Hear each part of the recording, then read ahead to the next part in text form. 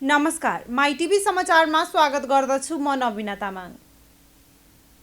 नेकपा माओवादी केन्द्रका अध्यक्ष पुष्पकमल दाहाल प्रचण्ड आज बुटवल जाँदैछन्। राष्ट्रिय दलित पत्रकार संघको प्रथम सम्मेलन उद्घाटन गर्न दाहाल रूपन्देही जान लागेका हुन्। सम्मेलनमा दाहाल सहित नेकपा एमालेका नेता घनश्याम भुसाल, छविलाल विश्वकर्मा, कांग्रेस नेता मीन विश्वकर्मा लगायतका नेताहरूले सम्बोधन गर्ने कार्यक्रम छ। सम्मेलनमा देशभरबाट 300 भन्दा बढी दलित पत्रकारहरू बुटवल आइपुगेको दलित पत्रकार संघका अध्यक्ष विनोद पहाडीले जानकारी दिए। राष्ट्रपति विद्यादेवी भण्डारीले छिमेकी मुलुक बंगलादेशको भ्रमण गर्ने भएकी छिन्। राष्ट्रपति निवास स्रोतका अनुसार उनले चैत 9 र 10 गते बंगलादेश भ्रमण गर्ने मिति तय भएको छ। बंगलादेश स्वतन्त्र भएको स्वर्ण जयन्तीको अवसरमा हुन लागेको एक विषय कार्यक्रममा सहभागी हुन राष्ट्रपति भण्डारी त्यसतर्फ जान लागेका हुन्। भ्रमणका क्रममा राष्ट्रपति भण्डारीले त्यहाँका राष्ट्रपति अब्दुल हमिद र प्रधानमन्त्री शेख हसिना वाजेदसँग औपचारिक भेट गर्ने कार्यक्रम समेत रहेको छ।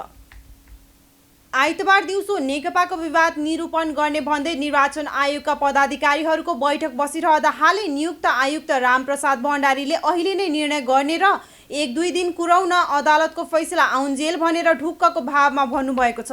नभन्दै बैठक चलिरहँदा नेकपाको अस्तित्व र एकीकरण प्रक्रिया नै ध्वस्त हुने गरी सर्वोच्चको फैसला यस्तो आयो भन्ने खबर लिएर प्रधानमन्त्री केपी ओलीका कानुनी सल्लाहकार बाबुराम दाहाल पसेसँगै अरू सबै सदस्यले भण्डारीको मुख हेरेका थिए। तर दिउँसोदेखि मुद्दाको फैसलालाई कुरै भन्नुभएका भण्डारीले एमाले र माओवादी केन्द्रको एकीकरण नै नरहने गरी आएको फैसलापछि कसरी आयो यस्तो भनेर आश्चर्य व्यक्त गर्नुभएको सहभागी अर्का आयुक्तले उल्लेख गर्नुभयो।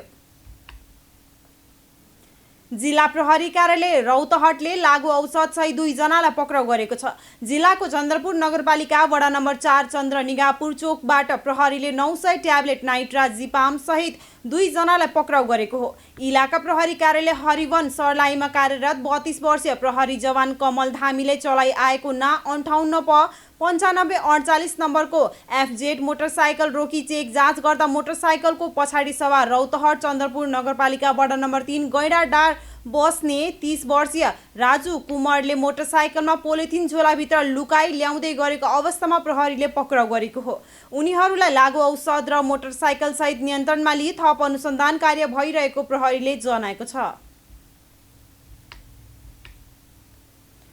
सत्ता साझेदारीका लागि नेकपा एमाले र जनता समाजवादी पार्टी जसपाका शीर्ष नेता बीच भएको वार्ता सकारात्मक भएको छ।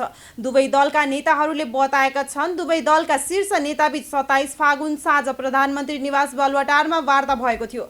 वार्तामा जसपाले उठाउँदै आएको संविधान संशोधन, सांसद रेशम चौधरीको रिहाई, आफ्ना कार्यकर्तामाथि लगाएका मुद्दा फिर्ता लगायतका मागमा दुई दलबीच छलफल भएको हो। प्रधानमन्त्रीका प्रेस सल्लाहकार सूर्य थापाका अनुसार वार्ता सकारात्मक भएको र शुक्रबार पनि कार्यदल स्तरमा वार्ता जारी रहनेछ। कार्यदलमा एमालेबाट सुभाष नेम्बाङ र डाक्टर राजन भट्टराई तथा जसपाबाट सवेन्द्रनाथ सुल्ल र लक्ष्मणलाल कर्ण रहेका छन्। महाशिवरात्रिका दिन बिहिबार लाखौं भक्तजनले पशुपतिनाथ मन्दिरमा भगवान शिवको दर्शन र पूजाआजा गरेका छन्। विगत वर्ष जस्तो भिडभाड नभए पनि झण्डै 8 लाख भक्तजन पशुपति क्षेत्र पुगेको पशुपति क्षेत्र विकास कोषले जनाएको छ। बिहान 3:30 बजेदेखि मन्दिरका ढोका खोलिएको र रातभर खुला राखिने कोषका कोषाध्यक्ष डाक्टर मिलन कुमार थापाले बताए। रातभर पनि खुला हुने भएकाले 9 बजेसम्म लाइनबाट दर्शन भइरहेको छ। कोषाध्यक्ष डाक्टर थापाले भने कोरोना भाइरसका कारण यसपटक नाग बाबाको संख्या 100 र अरू साधु सन्तको संख्या 300 मा सीमित रह्यो। विगत वर्ष नाग बाबाको संख्या 500-600 पुग्थ्यो। अन्य साधु सन्तको संख्या 2000 भन्दा बढी हुन्थ्यो। मलेसिया लगायत देशबाट आउनेको संख्या पनि एकदमै न्यून थियो। सर्वोच्च अदालतको फैसलापछि नेकपा एमाले बिउतिएको छ। एमालेले देशव्यापी रूपमा पार्टी कार्यालयको उद्घाटनको अभियान नै चलाएको छ। पार्टी पुनर्मिलनको वैधानिक थलो मानिएको पार्टी कमिटीको बैठक भने बस्न सकेको छैन। पार्टी बिउतिएपछि माओवादी केन्द्रसँग अलग भएर वरिष्ठ नेताद्वय झलनाथ खनाल र माधव कुमार नेपाल पार्टीमै फर्किसकेका छन्। पार्टी बिउतिएसँगै खनाल नेपाल समूहले पार्टी अध्यक्ष एवं प्रधानमन्त्री केपी शर्मा ओली सरकारलाई नै बाँकी कार्यकाल निरन्तरता दिने निष्कर्ष समेत निकालिसकेको टकेका छन्। खनाल नेपाल समूहले अन्य दलसँग भन्दा पनि माओवादी केन्द्रसँग वाम गठबन्धन बनाएर जानुपर्ने निष्कर्ष निकालेको छ। पार्टी अलग अलग भए पनि माओवादी केन्द्रले प्रधानमन्त्री ओलीलाई दिँदै आएको समर्थन कायमै राखेको छ। कोरोनाका कारण विगत वर्ष 1 वर्षदेखि केरुङमा अड्किरहेका 12 जना नेपाली घर फर्किएका छन्। अध्यागमन कार्यालय रसुवागढीका अनुसार मंगलबार 11 जना र बुधबार 1 जना केरुङबाट रसुवागढी आई आफ्नो घर फर्किएका हुन्। व्यापार व्यवसायका लागि केरुङमा नै बसोबास गरिरहेका जिल्लाभित्र र बाहिरका नेपालीहरू कोभिडका कारण लगाइएको लकडाउनले गर्दा घर फर्कन सकिरहेका थिएनन्। फागुन 21 गतेदेखि रसुवागढी नाका पुनः सञ्चालनमा आएपछि केरुङमा रहेका नेपालीले कोही गर्भवती भएको र कोही बिरामी भएको कारण देखाई स्वदेश फर्काउन अनुरोध गरेकाले उनीहरूलाई स्वदेश फर्काइएको अध्यागमन प्रमुख एक नारायण भण्डारीले बताए। दक्षिण कोरियामा औद्योगिक दुर्घटनामा परि एक नेपालीको ज्यान गएको छ। बागलुङ जिल्ला गलकोट नगरपालिका 11 घर भई हाल कोरियाको थेगु सहर स्थित एक राइस मिल कम्पनीमा कार्यरत 45 वर्षीय जयराम भनिने अशोक श्रीष मगरको दुर्घटनामा परि गत सोमबार मृत्यु भएको हो। घटनालाई नेपाल मगर संघ दक्षिण कोरियाका अध्यक्ष टेक पुनले पुष्टि गरेका हुन्। 2 वर्ष अघि कोरिया आएका अशोक कम्पनीमा काम गर्ने क्रममा सोमबार साँझ करिब 6 बजे लडेका थिए। लडेपछि बेहोस भएका उनलाई नजिकैको अस्पताल पुर्याएको थियो। अस्पताल पुग्न साथ उनलाई अस्पतालले मृत घोषणा गरेको थियो। हाल उनको शवलाई कोरियाली प्रहरीले स्थानीय अस्पतालमा राखेको छ। मृतकका परिवारलाई खबर गरिएको नेपाल मगर संघका अध्यक्ष पुनले बताए।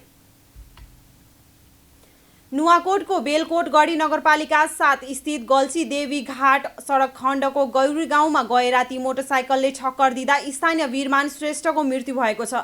पैदल हिँडिरहेका सोही स्थानका 45 वर्षीय श्रेष्ठलाई मोटरसाइकलले ठक्कर दिँदा उनको घटनास्थलमै ज्यान गएको प्रहरी जिल्ला प्रहरी कार्यालयका प्रहरी नायब उपरीक्षक हरि बहादुर बलीले जानकारी दिए। उनका अनुसार ठक्कर दिने वा प्र 02-019 प 6069 नम्बरको मोटरसाइकल र चालक विदुर नगरपालिका 3 का 31 वर्षीय यम बहादुर राईलाई प्रहरीले नियन्त्रणमा लिएको छ। तारुकाबाट महादेव फाँटतर्फ तीव्र गतिमा आउँदै गरेको मोटरसाइकलले करिब 8 बजेतिर पैदल यात्रीलाई ठक्कर दिएको थियो। उक्त घटनाको विरोधमा स्थानीयवासीले राति अबेरसम्म सडक अवरुद्ध गरेका थिए। नेकपा एमालेको केन्द्रीय कमिटी बैठक 1 चैतमा बस्ने भएको छ। एमाले अध्यक्ष केपी शर्मा ओलीले केन्द्रीय कमिटी बैठक बोलाएका हुन्। एमाले स्थायी कमिटी सदस्य सुभाष नेम्बाङले केन्द्रीय कमिटीको बैठक प्रधानमन्त्री निवास बालुवाटारमा बोलाएको बताए। सर्वोच्च अदालतले 23 फागुनमा नेकपा एकीकरणको निर्णय बदर गरेपछि एमाले र माओवादी केन्द्र अलग भएका छन्। दुवै पार्टी अलग भएपछि पहिलो पटक एमाले केन्द्रीय कमिटी बैठक बस्न लागेको हो। केन्द्रीय कमिटी बैठकमा एमालेको नवौं महाधिवेशनबाट निर्वाचित 241 केन्द्रीय सदस्य उपस्थित हुनेछन्। पछि थप गरिएका केन्द्रीय सदस्यलाई भने बैठकमा बोलाइएको छैन। जनता समाजवादी पार्टी जसपाका संघीय परिषद अध्यक्ष डाक्टर बाबुराम भट्टराईले आफ्नो पार्टी नयाँ सत्ता समीकरणको दौडमा नरहेको बताइएका छन्। पार्टीका अन्य शीर्ष नेता सत्ता गठबन्धनका लागि दौडधुप गरिरहेका बेला बिहीबार राति ट्विट गर्दै भट्टराईले त्यसप्रति असन्तुष्टि व्यक्त गरेका हुन्। देश गम्भीर सङ्कटमा फँसेको बेला राजनीतिक दल र नेताहरूको भूमिका अपेक्षित स्तरको नभएको उनको भनाइ छ। अदालतको कृपाले अलिअलि लाज बचेको बेला पुनः उही म्युजिकल चेयरको खेलमा लाग्नु सट्टा समस्याका संरचनात्मक कारण खोतल्ने, आफ्नो आत्मसमीक्षा गर्ने र अग्रगामी निकास दिने पो हो त भट्टराईले लेखेका छन्। जसपा त्यो मुसा दौडमा छैन है, तर जसपाका नेताहरूले बिहीबार बालुवाटार पुगेर प्रधानमन्त्रीसँग नयाँ सत्ता समीकरणबारे छलफल गरेका थिए। जल तथा मौसम पूर्वानुमान महाशाखाले शुक्रबारको मौसम पूर्वानुमान गरेको छ। मुलुकमा पश्चिमी वायुको प्रभाव रहेकाले मौसममा आंशिकदेखि सामान्य बदली रहनेछ। पहाडी भूभागका थोरै स्थानहरूमा मेघ गर्जन र चट्याङसहित वर्षाको सम्भावना रहेको मौसमविदले बताएका छन्।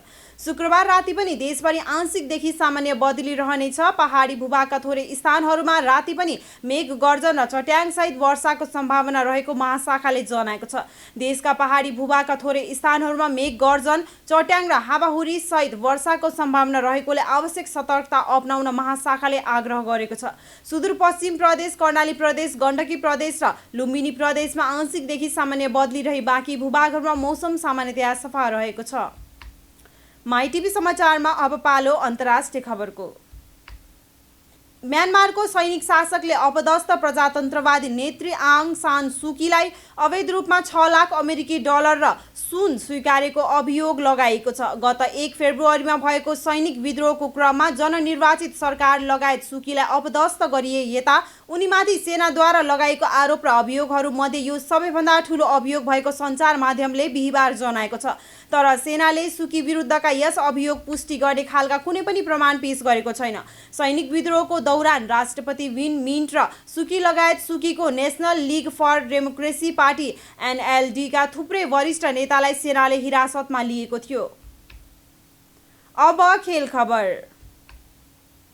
युरोपा लिग फुटबल अन्तर्गत प्री क्वार्टर फाइनलको पहिलो लेगमा आर्सेनल विजयी भएको छ। गैराती भएको खेलमा ओलम्पियाकोसलाई 3-1 गोल अन्तरले पराजित गर्दै आर्सेनलले क्वार्टर फाइनलमा प्रवेशको सम्भावना बलियो बनाएको हो। आर्सेनलका लागि मार्टिन ओडेगार्ड, गाब्रिएल र मोहम्मद इल्लेनीले 1-1 गोल गरे। ओलम्पियाकोसका लागि युसेफ अल अरबीले 1 गोल फर्काए। गैराती नै भएका प्री क्वार्टर फाइनलको पहिलो लेगमा ग्रानाडाले मोल्देलाई 2-0, रोमाले शख्तर डोनेस्कलाई 3-0 र टोटनहम हटस्परले डाइनामो जाग्रेबलाई 2-0ले पराजित गरेका छन्।